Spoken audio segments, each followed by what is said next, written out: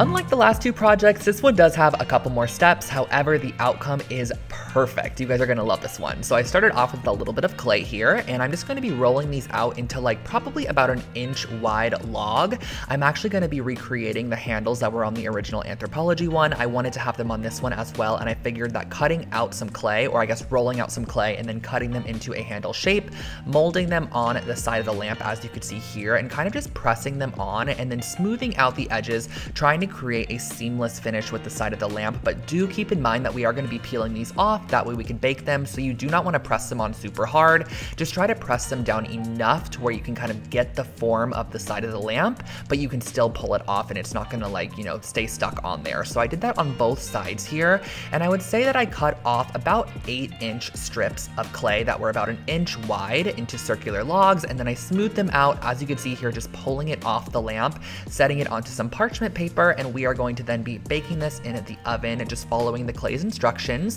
Now do keep in mind that this is quite thick, so I did bake this for about 30 minutes or so to get a nice hardened finish.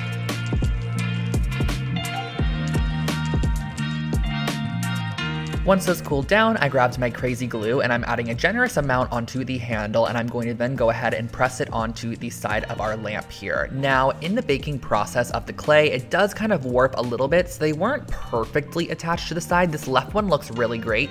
However, on the right one, I did add hot glue to any area that didn't connect the lamp, just to kind of fill it in and make sure that it looked seamless on the side of the lamp. That way, when we paint it with our paint mixture, which you can see that I'm creating now, it is a mixture of black acrylic paint and then also a generous amount of baking soda. We're going to be creating a ceramic paint just to give this a nice kind of chalky finish and overall make it look like a ceramic lamp in the end.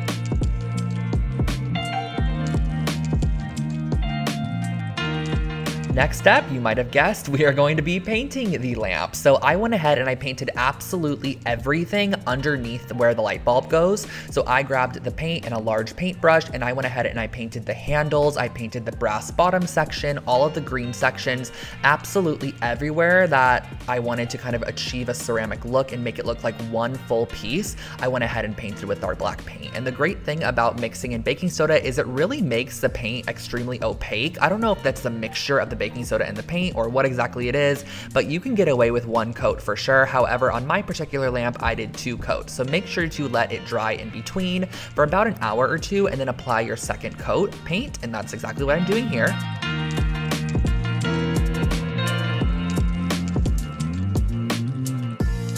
Now this next step is a little bit strange, but it truly is what makes this lamp shine. So what I did was I went outside and I got some dirt, and I'm going to be creating some mud that I am then going to be painting on the outside of our lamp. Now I saw somebody do a like terracotta vintage distressed pot tutorial on YouTube a while back. I tried looking for the video everywhere, but I could not find it. But she essentially created this mixture, painted it on top of pots, and then let it dry and then wiped off the excess. So that is exactly what I'm doing here. I'm painting a nice coat of our mud mixture onto the outside of our ceramic pot, and as you can see, once it starts drying, the mud will actually kind of like turn into like a chalky dirt consistency, and all you have to do is then go ahead and with a washcloth or just your hand, which is exactly what I did, I just rubbed off any excess dirt, because you don't want to bring dirt into your home, of course. So I'm just rubbing anything off, that way it doesn't flake off later, and that finishes off your distressed ceramic table lamp.